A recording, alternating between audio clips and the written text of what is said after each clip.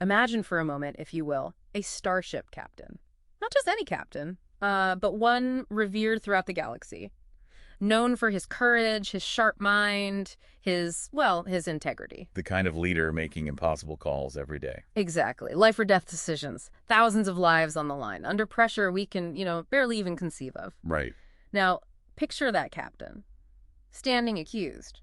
And the accuser, it's not some rival, not a crewman with a grudge. Wow. It's his own ship's computer.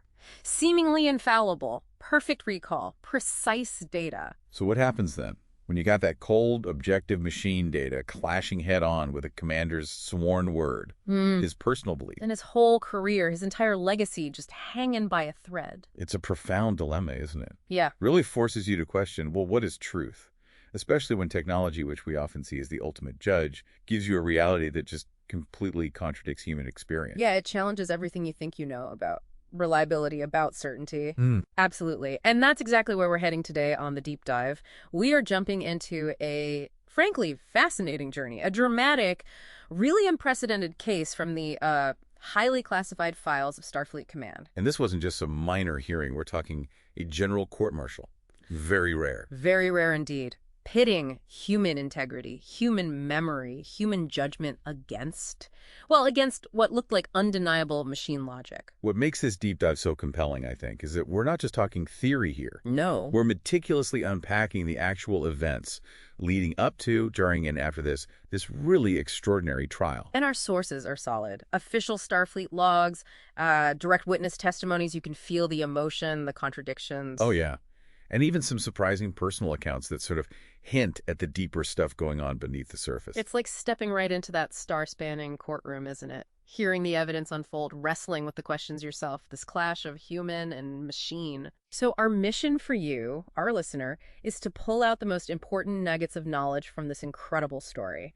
We want to do more than just list facts. Right. We need to identify those pivotal moments, the turning points. Yeah, shocking revelations, yeah. Yeah. And the deep questions this case raises about trust, about technology, about the very nature of truth itself in these high-stakes environments. Get ready for an aha moment or two, hopefully, as we navigate the, really complex, sometimes harrowing details of this legal drama. We'll explore how human character, legal thinking, and cutting-edge tech all came together to unravel a truth that was, far more complicated than any computer could initially grasp. Okay, let's get into it. So let's start unpacking this remarkable story. Our journey begins, stardate 2947.3. The USS Enterprise, under Captain James T. Kirk, finds itself caught in a severe ion storm. And this wasn't just a bit of turbulence. We're talking immense destructive power. Yeah, the kind that inflicts considerable ship damage. The Enterprise was getting thrown around, systems failing. Yeah. The crew pushed to their absolute limits, just keeping the ship together. But there was a tragedy amidst the chaos. The reported death of one crewman, Lieutenant Commander Finney. Mm-hmm.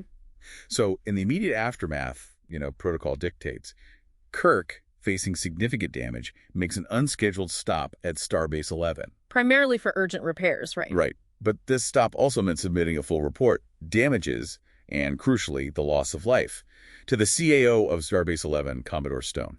And that report, it wasn't just paperwork. It set things in motion, things that quickly became anything but routine. Definitely not routine, leading to this unprecedented legal fight. And it's right there, under the harsh lights of the starbase that the first major crack appears. Commodore Stone reviews Kirk's report. He's looking for clarity, accountability. Standard procedure. So let's get into Kirk's sworn deposition. What did he say happened? He stated very clearly that he jettisoned the ion pod, the module with Finney inside, after the ship went to red alert. Red alert, meaning absolute, immediate danger. Ship in mortal peril. Exactly.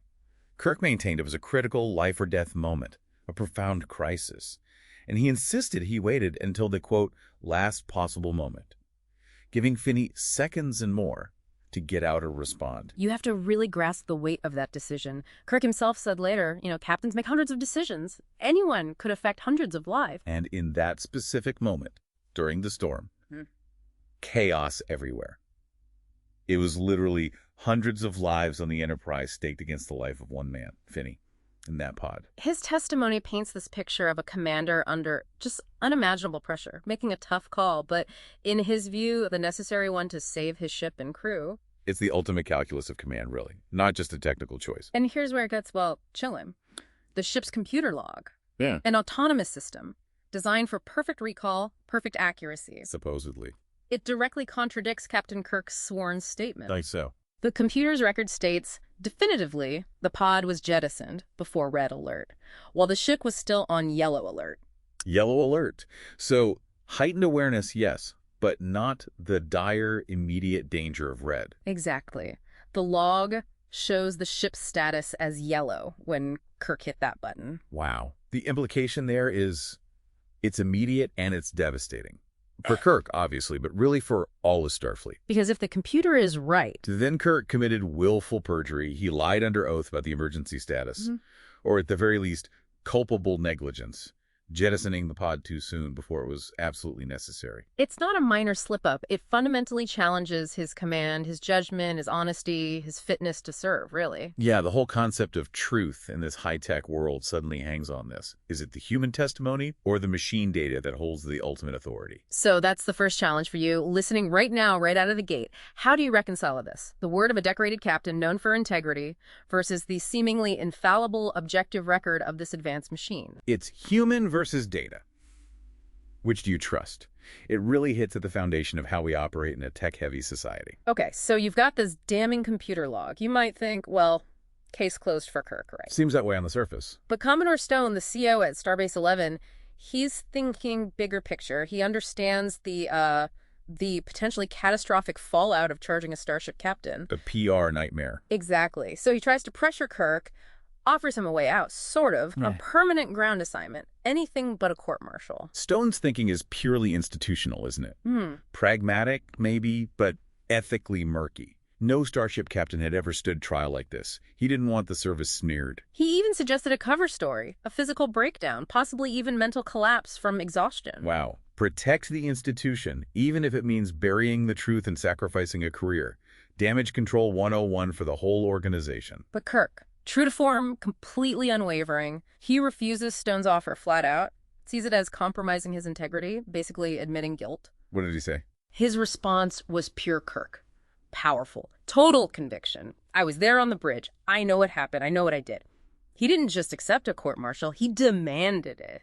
Right then and there. Incredible. Yeah. That really underscores his belief in himself, in his actions. Yeah. Even with the computer evidence stacked against him, even with pressure from above, he wasn't going down quietly. No way. He was ready to fight, setting the stage for this huge legal battle. His honor, his legacy, the very definition of truth, all on the line. He was all in. So as the wheels of Starfleet justice start turning, slowly but surely, we meet some key players.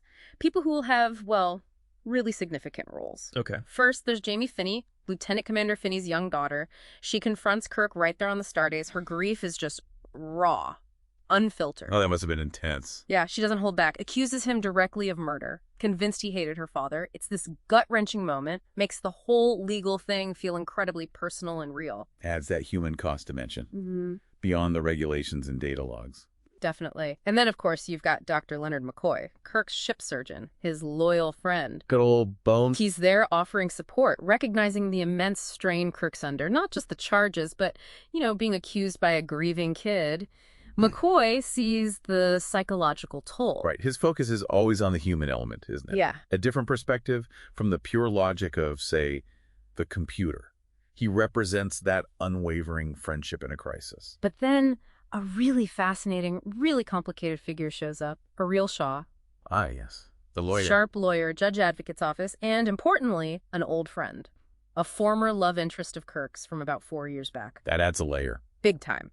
When they first meet again, she's almost conspiratorial, gives him advice, tells him the prosecution strategy is going to be Kirk versus the computer. Helping him out? Seems like it. She even recommends a specific defense attorney, Samuel T. Cogley. Says he's maybe the only one who could take on the machine. Creates this immediate tension given their history. Okay, but then comes the twist, right? Yeah, the big one. Shaw then drops the bombshell. She is the prosecuting officer. Wow. The woman who just gave him advice is now his adversary. Exactly. She looks him right in the eye and says, with total professional resolve, that she has to do her very best to have you slapped down hard, broken out of the service, in disgrace. Oof, that's brutal. Talk about personal stakes meeting professional duty head on. It's not just Kirk versus the computer anymore. Not at all. It's Kirk versus the computer versus his past versus the lawyer who knows him perhaps better than anyone. Adds this incredible layer of intrigue and conflict. Makes it much more than just a legal proceeding. And so, with those deep personal stakes now firmly in place, the trial formally begins. General Court-Martial convenes on Starbase 11, very solemn, Captain Lindstrom presiding. And Lieutenant Shaw, Kirk's old flame, sitting right there as prosecutor, mask of professionalism firmly on. The charges are read. Culpable negligence, causing Finney's death. Kirk stands tall, pleads not guilty. The lines are drawn. Human conviction versus technological certainty. And one of the first witnesses, and maybe one of the most fascinating, is Mr. Spock. Kirk's own first officer, science officer. Unparalleled knowledge of Starfleet computers, including the Enterprise's. Right. And under questioning, he confirms it. The Enterprise computer has never malfunctioned, making its current report, the one that contradicts Kirk, next to impossible, to be wrong. That testimony coming from Spock, it must have felt like a major blow to Kirk's defense. Reinforces the computer's infallibility. Initially, yes, but then Spock does something, well, very Spock. It's where his unique Vulcan logic really shines, and it delivers this huge philosophical punch. What does he say? Despite confirming the computer's flawless record, he declares with that classic Vulcan certainty, "I do not dispute the computer's finding. I merely state that it is wrong." Whoa, how can something infallible be wrong? That sounds like a paradox, especially coming from Spock. Exactly. He tries to explain it with this analogy. He says, if I let go of a hammer on a planet that has a positive gravity, I need not see it fall to know that it has in fact fallen. Okay. So applying that to Kirk. His point is that Captain Kirk's established character, his very nature, makes it impossible for him to act out of panic or malice. For Spock, this isn't emotion talking. It's a logical deduction about Kirk, about a fundamental human variable the machine just can't compute. So human integrity is like gravity, an undeniable force. That's the implication, that sometimes a deep understanding of character reveals a truth that even supposedly perfect data can miss. It's a powerful statement about the limits of data without context, human context. Okay, next up is Ensign Chekhov, personnel officer. And his testimony throws a whole different light on things. Introduces this idea of long-standing animosity. A human motive, something the computer wouldn't necessarily log. Precisely. Chekhov confirms a past disciplinary action against Lieutenant Commander Finney, years ago, back on the USS Republic. What was the incident? Finney failed to close a crucial circuit to the atomic matter piles, the warp core, basically. An error that could have destroyed the ship. Hugely serious. And Kirk was involved. That's the kicker. The log entry documenting Finney's error, the one that led to his official reprimand. It was made by Ensign James T. Kirk. Ah, so there's history. Bad blood. Deep-seated grievance. Finney apparently blamed Kirk for this unerasable blot on his record. Felt it ruined his career, blocked promotions, kept him from command, especially since he'd been an academy instructor for an unusually long time. Okay, now that provides a motive. A strong, personal, long-standing reason for Finney to resent Kirk. Changes the whole dynamic. Absolutely. It introduces resentment, maybe even hatred, into the equation. Then Dr. McCoy takes the stand. Ship's surgeon, expert in space psychology. He starts digging into the human emotional side. He concedes, yeah, it's possible Finney could have hated Kirk for years, blaming him for his stalled career. Opens the door to the psychological complexities. Right, but then Shaw, the prosecutor, she pushes him, uses a hypothetical. If someone hates you, don't you tend to, resent them back? Maybe even dislike them? Trying to paint Kirk as potentially biased, too. Exactly. McCoy admits, well, theoretically possible for a normal human to reciprocate that kind of feeling, implying even Kirk might have subconsciously disliked Finney. Even though McCoy protests, right? He says Kirk's not like that. He does, passionately says, but he's not that kind of a man. But under cross-examination, he has to concede the theoretical possibility for a normal human. Skillful prosecution. Oh. Planting those seeds of doubt. Suggesting even a hero might have hidden biases influencing his judgment. Makes you question if anyone can be truly objective. It really does. Then finally, Kirk himself testifies. Faces the charges, the computer log, everything. And he sticks to his guns. Absolutely. Steadfastly maintains his innocence. no malice. He insists he did exactly what had to be done, exactly when it should have been done, to save his ship because, as he puts it, nothing is more important than my ship. Powerful defense of his command, his core belief. But the prosecution has one last move, a devastating one. The visual playback. Yeah, a visual extract from the computer log, recorded automatically during the storm. It shows Kirk's finger hitting the jettison button. While the view screen clearly shows... Yellow alert, not red. Oof. That looks definitive, like the nail in the coffin. Makes Kirk's testimony seem completely false. It appears absolutely unassailable. For the court, for Shaw, for anyone watching, it looks like irrefutable proof. Leaves almost no room for doubt, just hangs there in the air. Wow. So after seeing that playback, seeing his own hand seemingly betray his words, even Kirk is shaken, deeply shaken. I can imagine the clash between his memory and that visual proof. It's almost unbearable. Commodore Stone sees it, sees how certain the computer evidence looks, and he tries one last time. Tries to persuade Kirk to change his plea, suggests a lapse, due to strain. A way to save face. Avoid the full disgrace. Right. But Kirk, we see this intense internal struggle. He's grappling with this terrifying possibility. Did his memory fail him? Did he misjudge under pressure? That's a crisis of self-doubt few could comprehend. He actually voices it. Says something like, I spent my whole life training for decisions just like that one. Is it possible that when the moment came, no, I know what I did? He clings to it, to his own judgment. Fiercely. Refuses to give in, even with that visual staring him down. It's this incredible moment of human resilience, self-trust against overwhelming doubt. Meanwhile, Spock, yeah, he can't let it go. No. That logical mind cannot reconcile the computer's infallibility with Kirk's character. For Spock, that contradiction just can't exist without an explanation. So he starts digging, on his own, discreetly. Looking for that logical flaw that has to be there. And his method, well, it's pure Spock. He starts playing chess. Against the ship's computer. Yep. And this isn't just for fun. Spock programmed that computer for chess himself months ago. Gave it, as he says, an understanding of the game equal to my own. Meaning, a draw should be the best outcome, right? If the computer's flawless. Stalemate after stalemate. Logically, yes. Victory should be impossible. But here's the startling discovery. The big aha moment. He wins. He wins 5 games. Well, consecutively. Okay, that's not possible if the computer is perfect. Exactly. Spock immediately concludes, impossible if the computer is flawless. This tiny anomaly leads him to a huge deduction. Someone either accidentally or deliberately adjusted the programming and therefore the memory banks of that computer. The first real crack in the machine's story. It wasn't an error, it was manipulation. Precisely. It shows even the best systems can be compromised by a human hand.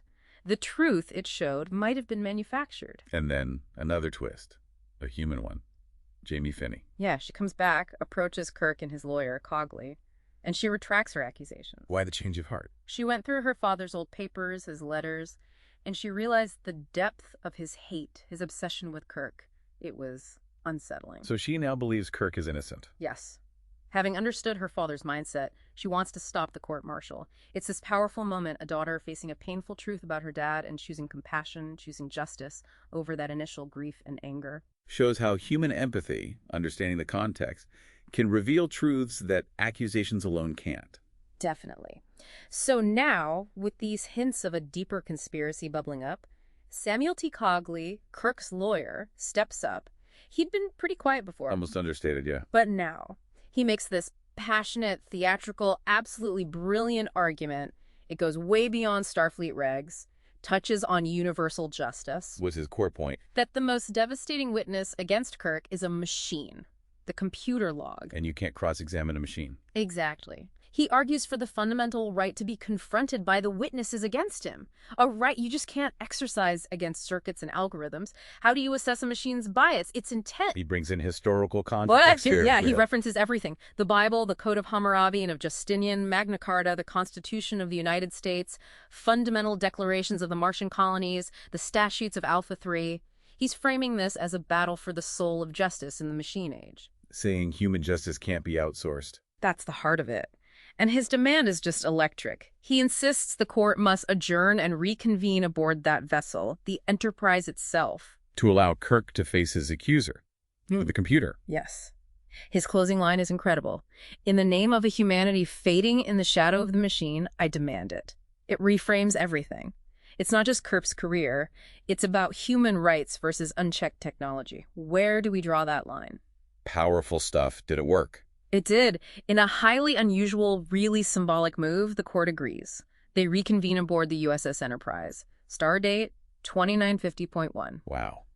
Taking the trial to the scene of the crime. Yeah. And putting the machine accuser right there. It's a bold step. Sets the stage perfectly for the truth to finally come out right there on the bridge. So Spock testifies again, now on the Enterprise. Immediately. He details his chess results, the 5 wins, reiterates the logic.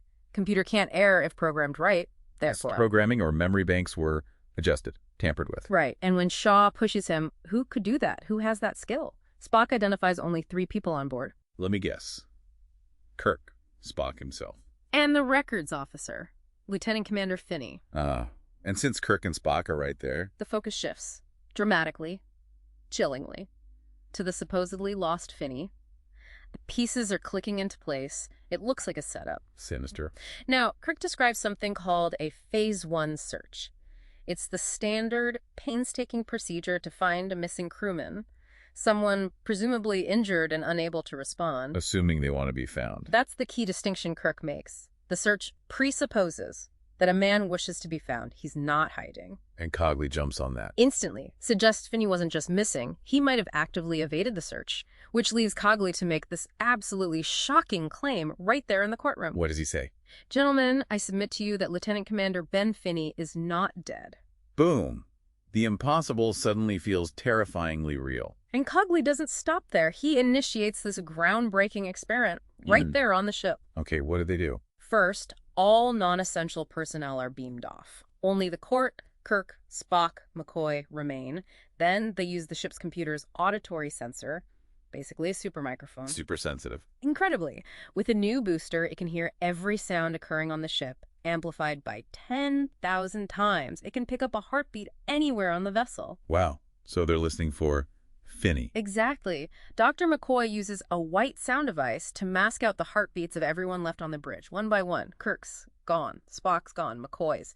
The court members, all silenced on the amplified feed. Rance, just listening to the ship's hum and those heartbeats disappearing. And then, after everyone present is accounted for, the sensors reveal it. One heartbeat remains. One heartbeat remains, and the computer, with stunning accuracy, pinpoints it. DDEC in or near engineering. Undeniable proof. Finney's alive, hiding on board the whole time. Yes. It's this brilliant use of tech, turning the very machine that seemed to condemn Kirk into the tool of his vindication. It exposed the human deception the data log couldn't show. The flaw wasn't the tech, it was the human manipulating it. Incredible. So they find him. They find him on B-deck. And his hatred, that deep-seated resentment we heard about, it just explodes. He screams at Kirk, "Get me down! Rob me of my own command!" Convinced Kirk ruined him. And the sabotage. He confesses his ultimate revenge. He killed the Enterprise, tapped out your primary energy circuits. The ship's orbit is decaying rapidly, heading for destruction. He wanted Kirk's ship, the command he craved, to die with Kirk's reputation. Psychotic. But then Jamie comes in, Finney's daughter. Yes, Cogley, with amazing foresight, brought her aboard during the experiment, knowing the emotional impact she might have. Smart move. Kirk mentions she's there, and seeing her, Finney just breaks. "Why did you do that? Why did you bring her here?" he cries out. His whole twisted resolve just crumbles. The human connection overrides the hate. It does. Beaten, sobbing, he reveals the exact location of the sabotage, the critical info they need. Kirk and Spock race against time, fix the circuits, fire up impulse engines. And save the ship just in time. Just in time. Jamie's presence, her raw humanity, was the key that unlocked the final piece and saved everyone. So, with the confession, the ship saved. The court-martial is over. Instantly dismissed. Absolutely no objection from Prosecutor Shaw. Her case is obviously destroyed. Kirk is fully, completely exonerated. Must have been a moment between Kirk and Shaw. A brief one. Poignant. She acknowledges her loss in court, but compliments his very good lawyer. Professional grace, even then. And Cogley. What about him? Here's the kicker. The final, really thought-provoking detail. Samuel Cogley immediately goes to defend Ben Finney. Defend the guy who tried to kill them all. Yep. Believes he'll win that case too. It just highlights Cogley's absolute commitment to justice for everyone, no matter what they did, embodies the principles he argued for. Well, that says a lot about him. It does. And the Enterprise. Its discipline intact, its captain cleared, resumes its mission, off to explore the unknown again. What a journey. We started with this seemingly impossible conflict. Yeah. Captain's word versus machine's data. Right. And we saw how human intuition, deep legal philosophy, and clever science all came together to find a much more complex truth. A truth rooted not in computer error, but in a really deep personal vendetta and a skillful manipulation of that very technology. So what does this all mean for us, living in our own world, so reliant on data? Well, I think this case is just this powerful reminder. Technology gives us data, sure, invaluable data, but we need human understanding, empathy, that rigorous chase for justice. To interpret it, to give it context. Exactly, to ensure real accountability. The big aha moment here wasn't really that the computer lied, it was that it was made to lie by a human, driven by very human emotions, jealousy, revenge. The flaw wasn't the machine's logic, it was the human element behind it, designing it, and in this case, manipulating it. Which definitely raises that important question for today, doesn't it? With algorithms, AI, digital records everywhere, how careful do we need to be? How vigilant about ensuring the facts we see haven't been subtly changed or misinterpreted or even deliberately faked. Right. What hidden human motives, what old grudges, what biases might be shaping the information we get every day.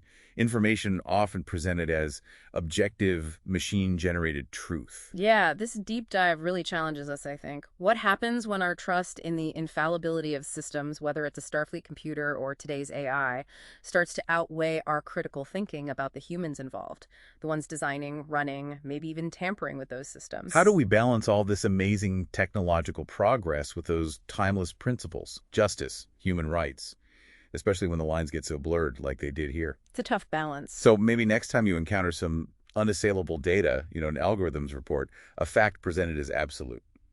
Just pause for a second. And don't just look at the numbers. Right. Consider the story behind the numbers, the context. And always wonder about the complex human stuff that might be influencing the machine or how we're reading its output. A deep thought for a deep dive. And just a crucial reminder, isn't it? About the enduring power and sometimes the enduring complexity of human truth.